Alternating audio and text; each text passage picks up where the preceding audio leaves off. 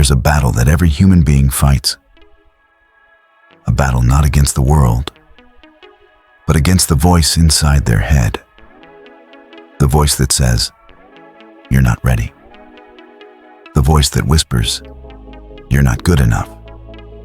The voice that makes you doubt your own potential. Fear and doubt, they don't come from your weakness. They come from your mind trying to protect you. But what if I told you that protection is what's holding you back? Nelson Mandela once said, "I learned that courage was not the absence of fear, but the triumph over it." Courage is not about being fearless. It's about acting in spite of fear. Every great person who changed the world felt fear. Every dreamer, every achiever, every leader faced doubt. The only difference is, they didn't let it control them. Steve Jobs once said, "You can't connect the dots looking forward. You can only connect them looking backward." You have to trust that the dots will somehow connect in your future. And that trust, that's what kills fear. You don't overcome fear by waiting for it to disappear. You overcome fear by walking straight through it. Because once you face what scares you, it loses its power. Think about it. Thomas Edison failed over 1,000 times before inventing the light bulb. When asked how he kept going, he said, "I didn't fail 1,000 times." The light bulb was an invention with 1,000 steps. That's the mindset of a warrior. That's the mindset of someone who refuses to let doubt define them. Every time you think, "What if I fail?" ask yourself instead, "What if I fly?" Because fear kills more dreams than failure ever will. You see, your fear is not the enemy. It's the compass. It points you toward what matters most. The things that scare you the most are often the things that can change your life forever. Muhammad Ali once said, "I hated every minute of training, but I said, don't quit. Suffer now and live the rest of your life as a champion." He wasn't fearless. He was focused. He wasn't superhuman. He was committed.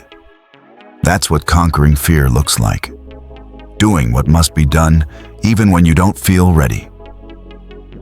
Because truth is, no one ever feels fully ready. If you wait for the perfect moment, it will never come. The stars will never align perfectly. The conditions will never be ideal. You just have to begin. And trust that you'll figure it out along the way. When doubt says you can't, let your heart whisper, "Watch me." When fear says stop, let your soul shout, "Try me." That's how greatness is born. It's not about removing fear. It's about dancing with it. It's about holding its hand and saying, "You can walk with me, but you don't get to drive." Because every time you face your fear, you grow. Every time you silence your doubt, you evolve. And every time you step forward, even when trembling, you win. You are far stronger than you think. You've survived 100% of your worst days. And the same strength that carried you through yesterday will carry you through tomorrow. Remember the words of Franklin D. Roosevelt. The only thing we have to fear is fear itself. So when fear comes knocking at your door, open it and invite it in. Because behind fear, there's freedom. Behind doubt, there's destiny.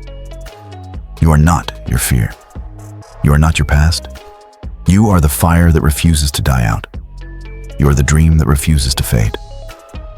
So stand tall. Look fear in the eyes and say, "I am not afraid of you anymore." Because the moment you do, fear fades, doubt disappears, and your true power begins to rise. Never forget, the greatest prison in the world is the one built by fear. But the key has always been in your hands. Turn it, open the door, and step into the life you are meant to live. Overcome your fear, silence your doubt, and show the world what happens when you refuse to be afraid.